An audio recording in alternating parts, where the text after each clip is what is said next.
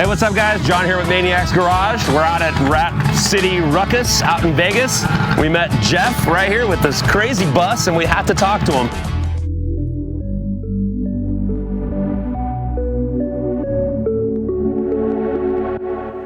So Jeff, why don't you tell us what this thing is, what year it is, and Absolutely. So this is a 29 Wayne school bus. Started out as just a box in a field. There wasn't much left of it. We just took the box, started piecing it together from that. So why don't you tell our guys what really inspired you to build this thing, and what did you do to it? So I got a bunch of kids, and we always do something a little over the top for Halloween at church, trunk or treats, and there's a little competition going along with some of the families that have a lot of kids. So we got started, and the kids wanted to do a Ratrod that year.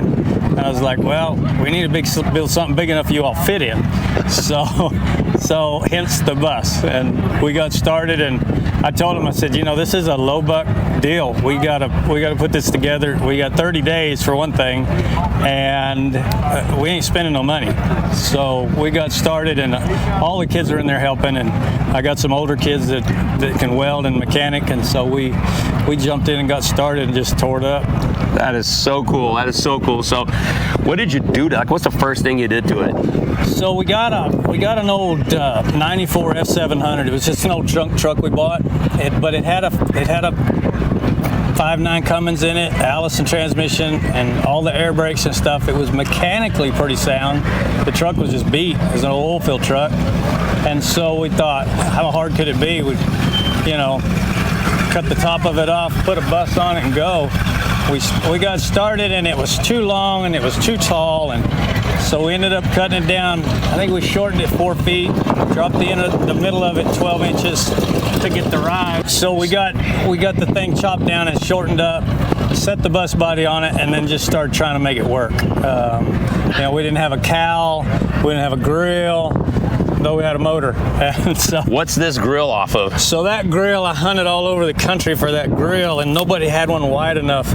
We had a junk truck that had a brand new radiator in it, brand new intercooler, but it's so big we couldn't fit something over it. So we finally found this old auto car. It's like a 50 auto car grill. Had to cut it, spread it out, make it work. So we stacked that on there, put the intercooler down under the frame because it's just too wide. Yeah, I like the little extension here and stitching it back together. It looks really cool. I like to do stuff where people can see what you did. I don't want to cut. I built show cars forever, and you just cover up everything you do with shiny paint. I wanted this to be able to, showcase what happened. And not so much that it was a good idea, but that they can kind of walk through it and understand it. We got started, and we started just trying to fit everything together. I'd never done anything with air brakes. So when I cut the frame, I left everything attached, and then I tried to go back through and do one line at a time. That's a good way. There was just so much going on to try and keep it all together. But there was 6-7 of us working on it. Nice. So I got one boy that worked full time with me, and then I had one boy that worked full time and come at night and worked. And man, they got after it. The welding, the cutting and fitting, and again, I told them, we're not buying nothing. So they go through the yard and they find scrap iron, and we'll make this work. And so we, boomers for headlight brackets, the old headlights off another old bus that we had drug up, and slowly but surely we got that thing together. We rolled into the trunk of treats. It didn't have no windows in it because we didn't have time. The seats weren't bolted down. We rolled in, and everybody was all dressed up. You made it. You got there. We got to trunk of treats, and then that was a good time. And we got home and spent about another day and a half, day and night getting it ready, and then jumped in and blasted off. Nice. I think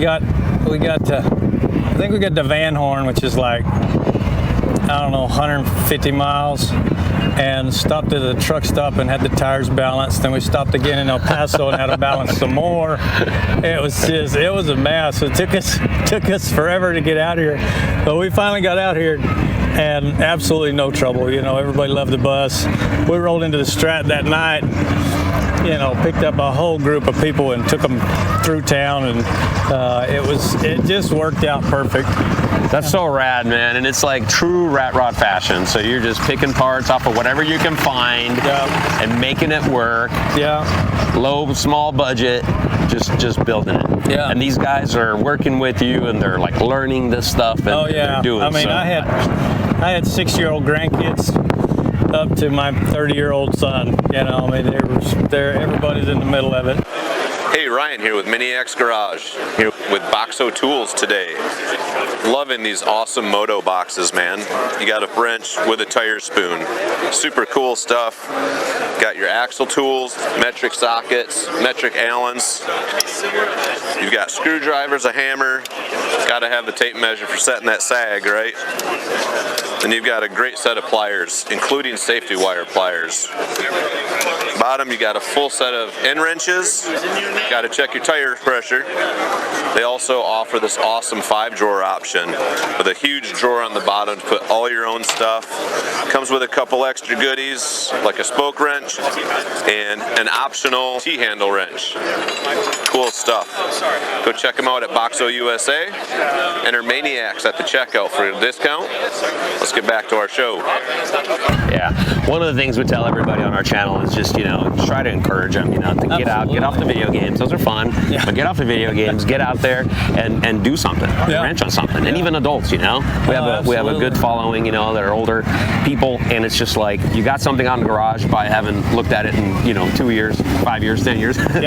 Time to go out there and just wrench, and then it will become something. But not only do you have the bus that you guys did, but at some point you also did a trailer that matches it, which is what caught my eye when I walked by. I was like, dude, I didn't get a trailer to match it. Why don't you tell us about that? So that first box we found in Roswell, New Mexico in a junkyard, and we were up there buying some junk and saw this we just saw the roof of the bus. Got them big acorn nuts, and I was like, man, I don't know what it is, gotta have it. It's completely covered up with old hoods and plywood and junk. I ended up buying it, taking it home. Well, once we got the bus built, we're driving back from a swap meet in Dallas, and one of my older boys said, hey, there's a bus like yours. And I'm like, no way. There's no buses like ours. That's crazy. And so, sure enough, off the highway, the other side of Abilene, we whooped it around and drove in there, and this old lady comes to the door. It's Sunday afternoon, like 3 o'clock. This old lady comes to the door, curlers in her hair, I mean, this lady was sweet as could be, but I was wondering about that old bus, and she says, you want to buy it? And I said, well, I'd like to look at it. She said, well, you go on out there. I'll send my husband out. I said, okay. So we walk out behind the house, and sure enough, it's the same box sitting flat on the ground. It's got a screen door where the front end used to be, and it'd been a chicken coop as long as she knew. I mean, she said it'd been a chicken coop her whole life. And I was like, that's crazy. And the old man come out there, and he was the other extreme from this girl. He didn't know hardly talk. None. And I asked him a few questions. I didn't get much of an answer. I finally said, so would you sell it to me? And he just kind of buy it? Kind of bowed up. He got real serious. He says, I'd have to have $50. I just about fell over. I was like, man, I'll load it right now with my hand. And we had a trailer, so I pulled $50 out and gave it to him. And he went and got a tractor and helped us pick this mess up and put it on it. And it was so bad on the trailer. You know, man. There was nothing there. It's like a big cardboard box that had been run over a couple times. Yeah. But we got it home, and my wife looked at me, and she's just like, what did you have lost your mind. Look at it now, though. Yeah, man. but about the back door on it. 6 months later. Cool. Yeah, so about 6 months later, a friend of mine was doing this art project.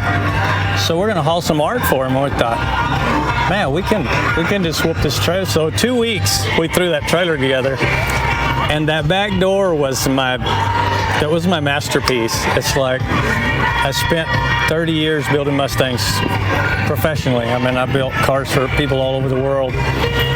I never built me one. It was business. It was feed the kids. It was, trying to get the bills paid. And I thought, this will work. And so I slapped that thing on the door, and I found some corrugated tin, and that was the dumbest thing I ever tried, is to cut that tin to where it fit in that. But I'm at the fourth piece with the plasma cutter, you know, shoved it on there and it worked. And so we loaded up the Art, went to Alpine, and man, they loved us, everything. And so now we drag it everywhere we go. Well, I love it, man. It fits so well, you know, and the whole thing is so cool. And just the cause that you did it for originally, it's just such a cool thing, man. Jeff, I really appreciate your time, man. Thank you so much, and good luck here at the show today. Hey, I appreciate you. All right, guys, we'll see you in another video. Hey guys, thanks for watching this video. If you guys like to support our channel, go to our website at maniacsgarage.com. Check out the merch we have on there. Hats, t-shirts, decals, and more.